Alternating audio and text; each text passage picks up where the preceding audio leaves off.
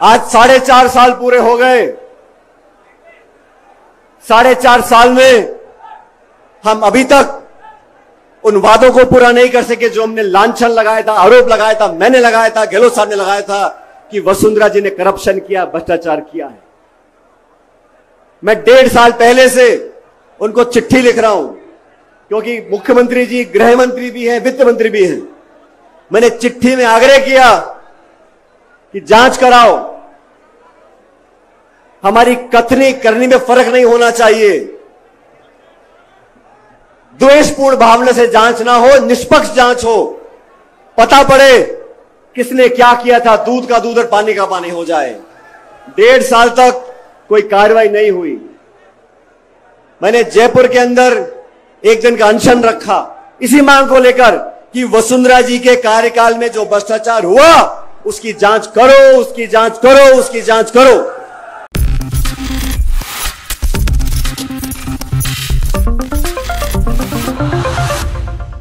Next 9 news में आपका बहुत बहुत स्वागत है। मैं हूं आपके साथ अबरार उल-हक रहमान। मेरे खास प्रोग्राम मुद्दा आज का में बात करेंगे फिर से एक बार राजस्थान की। दरअसल राजस्थान में इस समय कई तरीके से मल्लिकार्जुन खड़गे ये कोशिश कर रहे कि किसी भी तरीके से ये पूरा विवाद ख़त्म किया जाए, क्योंकि इस विवाद के ख़त्म होने से कांग्रेस पार्टी का जो राजनीतिक वर्चस्व है एक बार फिर से उभर करके आएगा। और यही एक बड़ी वजह है कि इस पर बहुत ज़्यादा ध्यान जो है वो पार्टी हाईकमान की तरफ से भी दिया जा रहा है। लेकिन सवाल ये है कि अभी जिस तरीके से इस पूरे मामले को लेकर के कहा जा रहा है कि जो तमाम सियासी उथल पुथल चल रहे हैं, क्या इसमें कांग्रेस पार्टी जो है पूरी तरीके से सफलता हासिल कर पाएगी। लेकिन इस बीच आपको सचिन पायलट का वो बयान ज़रूर सुनना चाहिए जो उन्होंने अशोक गहलोत के खिलाफ कई बड़े सवालों को पूछते हुए कहा है। तो सचिन पायलट के इस बयान के बाद तो ये उम्मीद नहीं लगती कि राजस्थान में फिलहाल ये विवाद खत्म होने वाला। तो सचिन पायलट का ये बयान पहले आप सुनिए। आज 4.5 साल पूरे हो गए। 4.5 साल में हम अभी तक उन वादों को पूरा नहीं कर सके जो हमने लांछन लगाया था, आरोप लगाया था, मैंने लगाया था, गहलोत साहब ने लगाया था कि वसुंधरा जी ने करप्शन किया, भ्रष्टाचार किया है। मैं 1.5 साल पहले से उनको चिट्ठी लिख रहा हूं, क्योंकि मुख्यमंत्री जी गृह मंत्री भी हैं, वित्त मंत्री भी हैं। मैंने चिट्ठी में आग्रह किया कि जांच कराओ, हमारी कथनी करनी में फर्क नहीं होना चाहिए, द्वेषपूर्ण भावना से जांच ना हो, निष्पक्ष जांच हो, पता पड़े किसने क्या किया था, दूध का दूध और पानी का पानी हो जाए। 1.5 साल तक कोई कार्रवाई नहीं हुई। मैंने जयपुर के अंदर एक दिन का अनशन रखा इसी मांग को लेकर कि वसुंधरा जी के कार्यकाल में जो भ्रष्टाचार हुआ उसकी जांच करो, उसकी जांच करो, उसकी जांच करो। 1 महीने तक कुछ नहीं हुआ। उसके बाद 9 तारीख को मुझे लगा अनशन से पार नहीं पड़ी, हमें जनता के बीच जाना चाहिए। और ये भ्रष्टाचार ऐसा मुद्दा है साथियों, दोस्तों, ये समाज को दीमक की तरह खा रहा है। अभी मन से बात कर रहे थे, नौजवानों का भविष्य अगर अंधकार में है, अगर पेपर लीक होता है तो करप्शन की वजह से होता है, भ्रष्टाचार की वजह से होता है। हम लोगों को करारा प्रहार करना पड़ेगा, भ्रष्टाचार को समाप्त करना पड़ेगा। और जो धारणा बड़ी हुई है कि 5 साल भाजपा 5 साल कांग्रेस, इस धारणा को तोड़ने के लिए हमें दुनिया को दिखाना पड़ेगा कि हम जो कहते हैं वो कर कर दिखाते हैं। 11 तारीख को अजमेर से, अजमेर आरपीएससी का केंद्र है, माध्यमिक शिक्षा बोर्ड का केंद्र है, वहां पर पेपर बनते हैं, वहां से शिक्षा परीक्षा होती है, इंटरव्यू होते हैं, नौकरियां लगती हैं। इसलिए अजमेर जो वहां से 125 किलोमीटर दूर है, वहां से मैंने यात्रा शुरू करी। मुझे कुछ पत्रकारों ने बोला, यात्रा कर रहे हो, गर्मी बहुत है, मई का महीना है, बहुत पीड़ा होगी, 4-5 दिन धूप में चलोगे, बहुत दुख होगा, बहुत पीड़ा होगी। मैंने उनको कहा, हम और आप अगर 3-5 दिन इस चिलचिलाती धूप में चल लें ये कोई पीड़ा नहीं है, लेकिन वो लड़का लड़की जो पढ़ लिख कर साल 2 साल मेहनत करते हैं, कोचिंग करते हैं, ट्यूशन लेते हैं और किराए के मकान में रहकर लाखों रुपया खर्च कर एग्जाम लिखने जाते हैं, वो पेपर लीक हो जाता है, उसके बाद कैंसिल हो जाता है। अरे बार बार होता है, क्यों होता है? इसकी जड़ तक जाना पड़ेगा। पेपर लीक करने वाले दलाल के किराए के मकान पर बुलडोजर चलता है, लेकिन जो कटारा को गिरफ्तार किया है उसके मकान पे क्यों नहीं चलता बुलडोजर? कानून अपना काम कर रहा है। अगर कानून अपना काम कर रहा है तो पक्षपात नहीं होना चाहिए। मछली छोटी हो या बड़ी हो, उसे तो पकड़ना पड़ेगा। गोड़ा जी के यहां पर हमने किसान सम्मेलन किया। केंद्र की सरकार ने एमएसपी पर कानून बनाने की बात करी थी, आज तक कुछ किया नहीं। ये बीजेपी वाले भी जो है ये बहुत झूठे लोग हैं, झूठे वादे करते हैं। हमने उनको ललकारने के लिए झुंझुनू के अंदर एक आम सभा करी।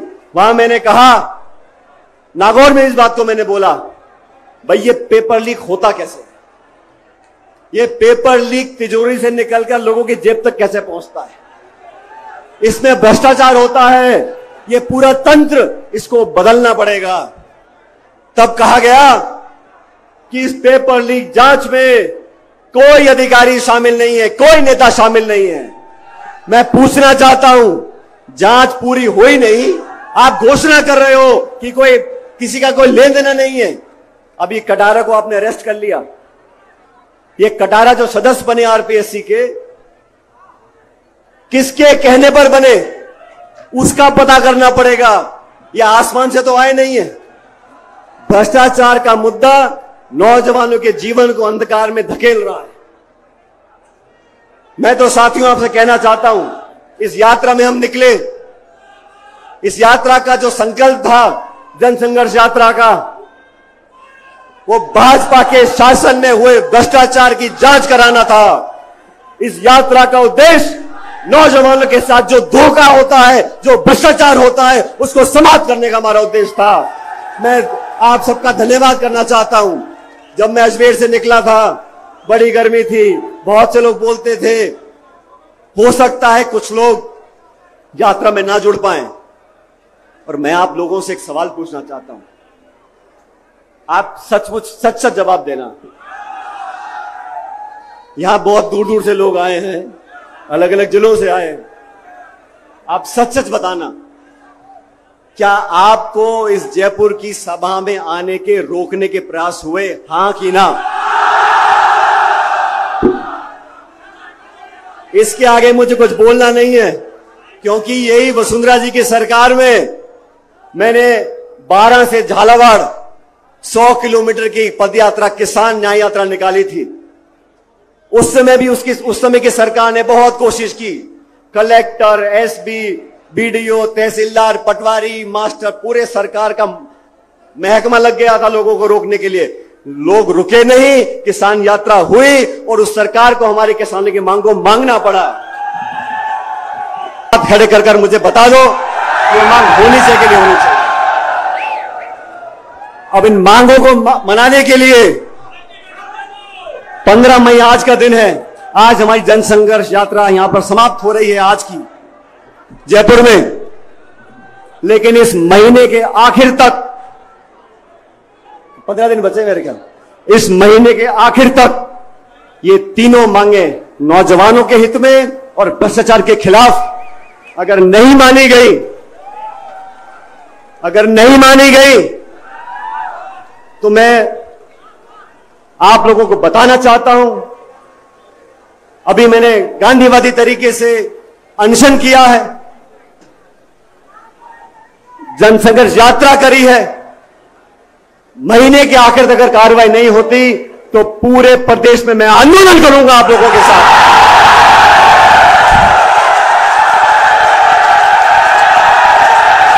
जनता के साथ रहेंगे, गांव में, ढाणी में, शहरों में हम पैदल चलेंगे, जनता को साथ लेकर चलेंगे, न्याय दिलाएंगे, न्याय करवाएंगे, आपकी बात को रखते रहेंगे।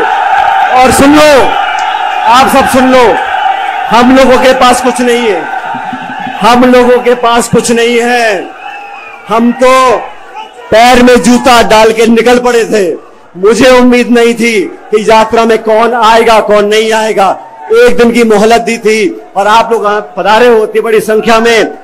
हमारे पास जो कुछ भी है, हमारी पूंजी, हमारी ताकत, हमारा सब कुछ ये जनता है। और जब हम आंदोलन करेंगे तो एक एक गांव, एक एक ढाड़ी में जाकर न्याय मांगेंगे और न्याय लेकर रहेंगे।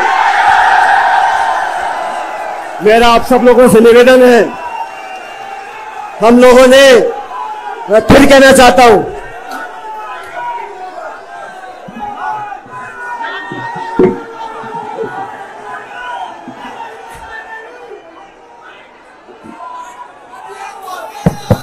अगर 15 दिन में मांगे नहीं मानी गई तो अब याचना नहीं रण होगा, तो बारी भीषण होगा। और जो हमारे साथी हमारे न्याय के मांग के उत्तर में बोलेंगे कि गुटबाजी, अनुशासन और पार्टी का डिसिप्लिन, मैं उनको बड़ी विनम्रता से याद दिलाना चाहता हूं। हम लोगों ने बात रखी, दिल्ली में हमारी बात को सुना और एआईसीसी ने कमेटी बनाकर हमारे काम को आगे बढ़ाया। लेकिन 25 सितंबर को जो विश्वासघात किया सोनिया गांधी के साथ, 25 सितंबर को जो पार्टी को बेइज्जत करने का काम किया, जो पार्टी के अनुशासन को तोड़ने का काम किया, उन लोगों को अपने गिरेबान में झांक कर देखना पड़ेगा कि अनुशासन हमने तोड़ा, किसी और ने तोड़ा। हम तो बिना पद के, गाली खा खा के, खून के घूंट पी पी के जनता में जाके संगठन का काम कर रहे हैं, और आप मलाई खा खा के, गाली दे दे के हमको बदनाम करने का काम कर रहे हो। यह होने वाला नहीं है। इसलिए साथियों, आपसे अंतिम निवेदन करना चाहता हूं, ये सभा आपकी है। मुझे जानकारी मिली है कि कुछ लोग इस सभा में उत्पात मचाने की कोशिश कर सकते हैं, तो कृपया करके शांति से अपनी जगह बैठे और आराम से सभा को समाप्त होने दें। कोई कोशिश भी करे, हमें उत्तेजित नहीं होना है। ये बात ध्यान रखना, हम लोग जिस विचारधारा से बने हुए हैं वो महात्मा गांधी की विचारधारा है। प्यार, मोहब्बत, अपनापन, भाईचारा, 36 कौम को साथ लेकर चलने वाली विचारधारा है। और मेरे कुछ ऐसे भी साथी हैं जो बहुत बड़ी गलती करते हैं। वो गलती क्या करते हैं, हमको एक सीमित दायरे में बांधने की कोशिश करते हैं। ये फला धर्म का है, फलाने जिले का है, फलानी समाज का है। तो कान खोल के सुन लो, मेरी रगों में लाल खून है और मैं इस 36 कौम का बेटा हूं और इस प्रदेश के लिए सब कुछ करने को तैयार हूं। इसलिए आपसे निवेदन, शांति बना के रखो। जो भी करना होगा संयम से करेंगे, आत्मविश्वास से करेंगे।